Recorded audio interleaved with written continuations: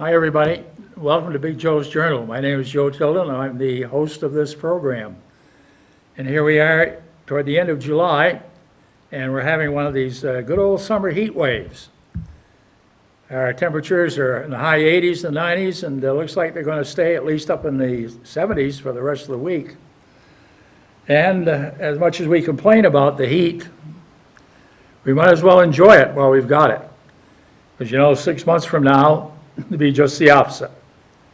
And we'll be thinking back those good old days of summer. Unfortunately, this summer of 2020 is a little bit different with the COVID-19 spiking. We seem to have it under control, and then somewhere else it breaks out. Right now, Florida seems to be the epicenter in the country. California, excuse me. California, Texas, Arizona, Louisiana to some point, and a number of other states. Fortunately, here in Vermont, I think the way Governor Scott has handled this, it's about as perfect as you can get. Now, I understand today there are some new travel regulations about people we allow into Vermont and not having to quarantine. With the spike in the COVID-19 springing up in other places, especially in the Carolinas, Virginia, out around the Midwest there in Michigan, Illinois. There are a few more restrictions on people coming in from out of state and what they're going to have to do to quarantine. And of course, this limits our tourist industry, which is one of our big economic backbones here in Vermont. But not only is the economy in Vermont going to suffer, but the economy all over the country and the world for that matter.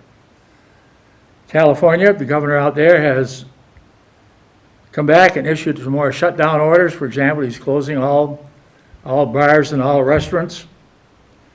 I believe he has also banned the eating outside in a number of areas where COVID-19 is on the rise. Georgia. COVID-19 is spiking in Georgia. As the governor down there is so stupid, he follows the Trump line, of course, that he will not mandate the wearing of face masks for people in public, nor will he mandate an area of separation. The city of Atlanta, where Mayor Bottoms has issued a executive order, if you will, requiring people in Atlanta to wear face masks when they're in public. And of course, the suit between the city of Atlanta and the state of Georgia, who has priority, is the governor or the mayor? So it'll be interesting how this thing plays out. Common sense, I think, would require most Georgians to say, yeah, it makes sense to wear a face mask when you're in public and when you're dealing with other people in public. It makes total sense. But unfortunately, there are a lot of people that think along the lines of Donald Trump, and that's the reason the thing is spiking. You got to get it under control. And the only way to do it is separation. Very, very hard to do in a large community where people are living in apartments and tenements and so forth. It'll be easier to do when you're out in the country and you got room to separate. But many of the activities that we usually associate summer with, I think we are learning that we can live without them. And this, of course, is causing a bit of concern in a number of economic circles. And one of the circles where it's causing concern is Major League Baseball. The Toronto Blue Jays are apparently going to be playing their home games at their spring training facilities in Dunedin, Florida. The Canadian government, of course, which has closed the border, and if you go into Canada on a permit now, you got to quarantine for 14 days, has decided that bringing major league teams into Toronto for a 3-day stand isn't going to work. Now, there was some talk that the Blue Jays' home field might be Manchester, New Hampshire, where they have a farm club. But of course, you know, this year there's not going to be any minor league baseball.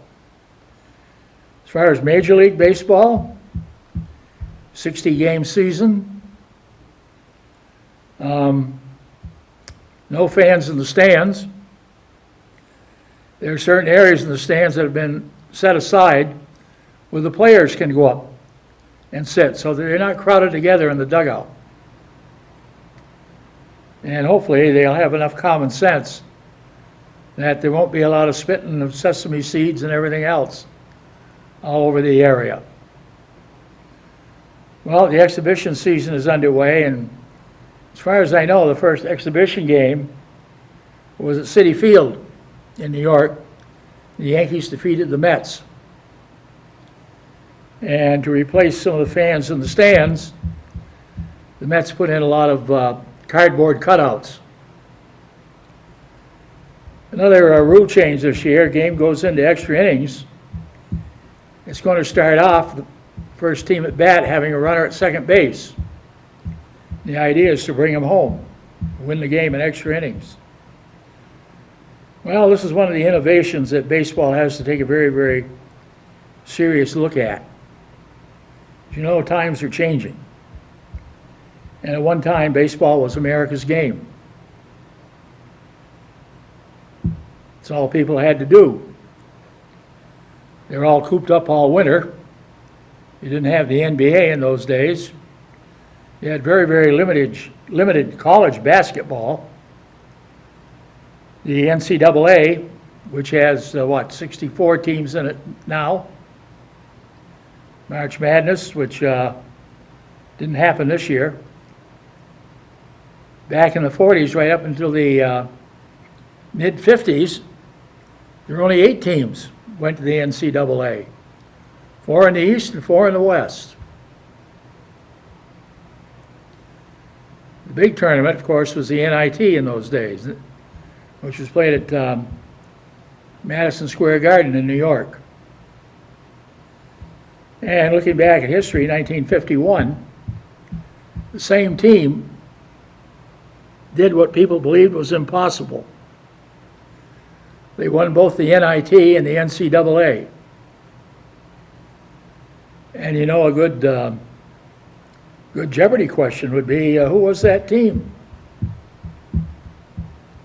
Well, it was CCNY, City College of New York. They're not around today. They have a small college, but they don't have a basketball team. Unfortunately, of course, in the early 50s, you had the major basketball scandals. The University of Kentucky, in those days, was a powerhouse. In 1951, they were favored to win the NCAA and maybe the NIT also.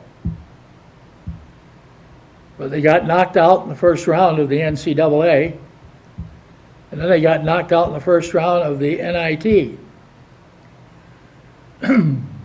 People were saying, how can a team this talented,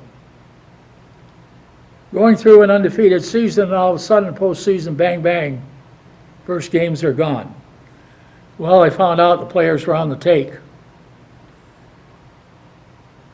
And they had gotten big money from big gambling interests to throw those first games. And of course, you know, as this thing grew, they found out that not only the University of Kentucky, but this gambling bit had pretty well spread through much of college basketball. They even found out that CCNY, which won those 2 titles that year, some of those guys were taking bribes. Not to throw games, but to try to win them. Well, getting back to what we're talking about now in 2020. We have found this summer, I think, that we can survive, that we don't need Major League Baseball, minor league baseball to survive. The Stanley Cup, which is hockey's big championship season, they're going to decide their championship in Canada in two host cities. One is Toronto and the other one is Edmonton. And they are going to decide which team brings home the Lord Stanley Cup. Well, unfortunately with that champion, there'll be an asterisk next to it saying shortened down, made up season. The NBA is going to try and crown a champion, but they're all going to play in Florida. They're all staying in the same hotel. They're all going to play on the same court, and no spectators. The next big question is what happens in football? What happens to your fall sports? Well, most of your colleges, at least in the Northeast, have said there's not going to be football this fall. There's not going to be any lacrosse this fall. There's not going to be soccer this fall. So they're saying, all right, but some of your bigger schools are saying, well, now hold on a minute here. This is a big revenue producer for us. You know, we haven't heard from the Big Ten yet. Are they going to cancel their football season? Or the Big 12? Or the Southeast Conference? Well, this COVID-19 is spiking like crazy. I mean, there are schools like the University of Alabama, Tennessee, Georgia, LSU, the defending national champs, Florida. Are they all going to cancel their football seasons? I believe this is a question of very, very serious concern. The college administrators down there. Are they going to do it or aren't they? Well, another question too is the NFL. They're supposed to start their late summer training camps this week. And they have a question. What are they going to do? Their season going to start late? Are they going to have a season? So all these questions up in the air, and it all evolves around economics. How is the economy going to be hit? And how is it going to be hit? It's going to be hit hard, we know that. But it also, what this is teaching us is that there are other ways of living. You don't necessarily have to sit in front of the boob tube on Sunday afternoons watching football. Maybe you get out in the yard. Maybe you can go for a walk. Maybe you can see what's going on in nature. Maybe familiarize yourself with a change of seasons. We're going to have to learn to become more and more self-sufficient, and I think people are. More and more people are going into growing gardens. I would imagine this is probably the largest move to growing gardens since World War II, when we had victory gardens. One of the largest victory garden areas in the city of Rutland back in World War II was up where the, behind where the senior center is now, where the Godnick Senior Center is. And all that land between Deer Street and Bellevue Avenue, going from where the senior center is back to Temple Street, it was all one huge garden, vegetable garden. Where the front of the Godnick Center is now, that was the city reservoir. That area in the parking lot and all around that, that was the city reservoir at that time. World War II, we had rationing. You had what they call a ration book, and they had tickets. You'd get so much meat for a ticket. You had also gasoline was rationed. I know in our family's case, the only car we had belonged to my great aunt, lived on Cottage Street. And the idea was, I could fill it with gas once a week. So a big family treat on Sunday afternoons when the weather was good, we'd all pile into Aunt Maud's car. She had a 1939 Ford, I believe it was. We'd all pile into Aunt Maud's car and we'd go for a ride. That was a big treat, World War II. My father played in the city band, so we had a band concert at night. And we'd walk down the park, go to the band concert, then we'd walk home. We lived up on North Street Extension. There weren't many houses up there then. It's pretty much country. And we had chickens. They ranged anywhere from 100 to 200 laying hens. We also had a number of roosters. We also had a large vegetable garden. And as a kid, it was one of my jobs, to help weed the garden, to help take care of the chickens, especially to feed them. Put mash in their food containers, and also it had scratch feed, which was like corn kernels. And you scatter it around in front of the, inside the hen house, and the hens scratch away and they get it. Also, as a kid, World War II, I had rabbits, I had ducks, we had dogs, we had cats.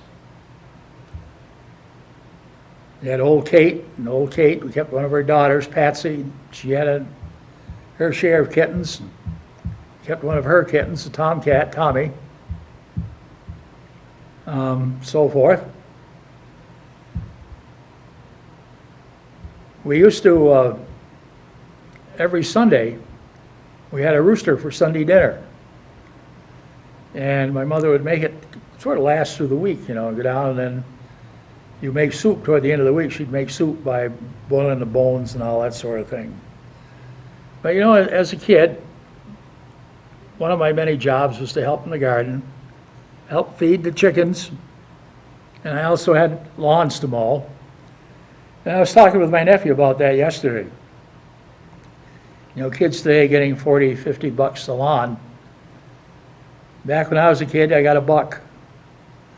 Didn't make any difference how big the lawn was. And we didn't have lawnmowers with motors. You pushed them. They're the big metal jobbies, and you pushed them. Took a lot of effort. Get those lawns mowed for $1. And I think I had 3 or 4 lawns. Plus I had to mow my lawn at home too. But, we survived, and we made it. You talk about World War II being the greatest generation, and certainly the kids that served in the military, the job they did was fantastic. The beatings they took were unbelievable. The Germans were tough opponents, as were the Japanese. The island of Iwo Jima, many casualties on both sides. And of course, Okinawa was one of the bloodiest battles of World War II. The Japanese dug in and hung on, and they weren't going to give up, and they had to be killed because they refused to surrender. And of course, on our side, we had flamethrowers, and usually you'd burn them out with those flamethrowers. Well, as we face 2020, we're looking at a lot of changes in how we live and what we do and how we handle it. And this is going to be the time of transition. Some of the colleges that have dropped football in the fall, talking about the possibility of bringing it back and playing in the spring. Well, some people, they say, well, it just isn't going to fit in the spring. Well, you don't know. Times are changing. I think our school year has to change. Now we take the school year, we say, well, the end of August, go through to June.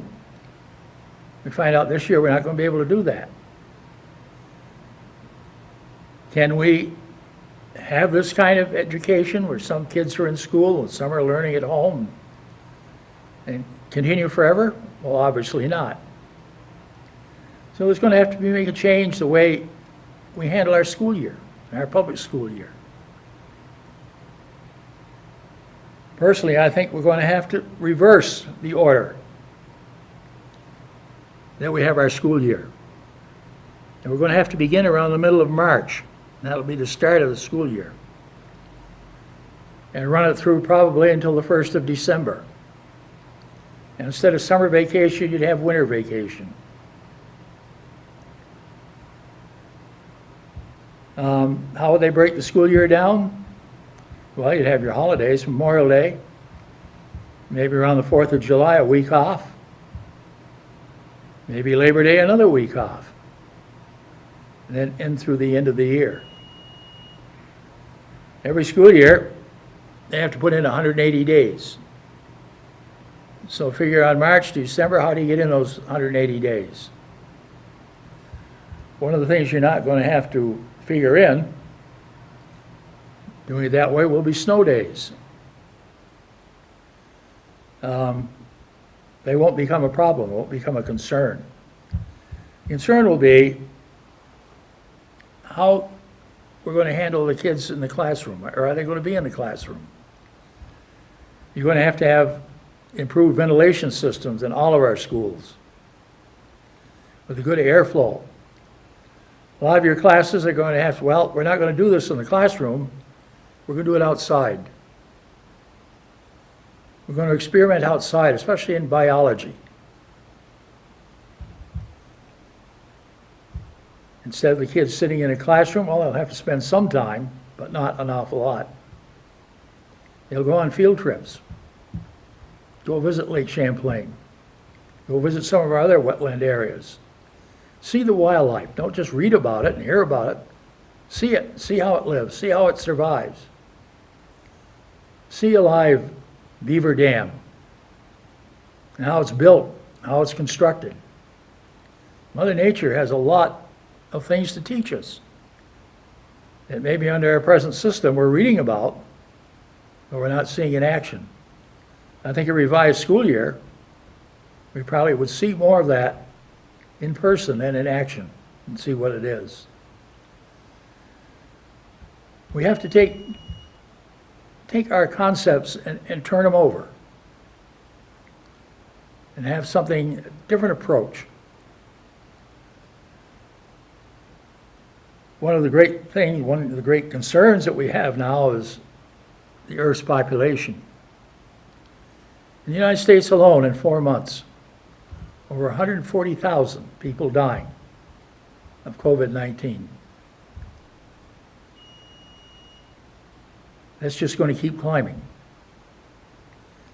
And where they used to say, well, it's the elderly that are most at risk, and that risk is still there. Now it's our young people that are dying. People that go to the beach parties. You know, you can only tie ambition and energy down for so long. And eventually it has to erupt. And you usually associate youth with energy. And how do you keep that energy bottled up? Well, we saw one way you can't do it. And that was in the murder of Mr. Floyd, the way the country erupted and continues to erupt. People who had been quarantined for so long, been kept at home for so long, and here this energy is building and building and building. And the fuse that set it off was one dumb, stupid police officer murdering Mr. Floyd. And this triggered everything like a powder keg, blew the head off, and everything erupted. You're having people in this heat, they say, well, I got to get out of the heat, I got to get in water. People flocking to the beach on both our coasts and our lakes and not using precaution. Well, when you get a couple thousand people jammed in together, the idea of a 6-foot separation, you might as well forget it. And people wearing masks. Well, you know, when you see folks at the beach and you see these folks running around in a bikini and you wonder, well, where the hell are they going to carry a mask? They're not going to wear it. Where are they going to keep it? And it's only natural for people to want to get out in this warm weather and want to go swimming. Want to get in the water, want to get out with nature. Want to get away from being cooped up. After a while, it wears on you. And people want to celebrate. Well, we're in a time of transition, folks. And how we handle it and how our leaders handle it is very, very important. And what the new norm is going to be. People keep talking about the new norm, but we have no idea what the new norm is going to be. Well, we're concerned about COVID-19, and well, we should be. There's a problem of climate change. Right now, we're talking about the heat and the humidity. But you know, within 10 years, say, this is going to be the new norm. We're going to be heating at 70, 80, 90 degrees. Well, what happens on a hot day? Well, a hot day, you're going to be up in triple figures, like they are in Arizona and Texas, Louisiana, Florida.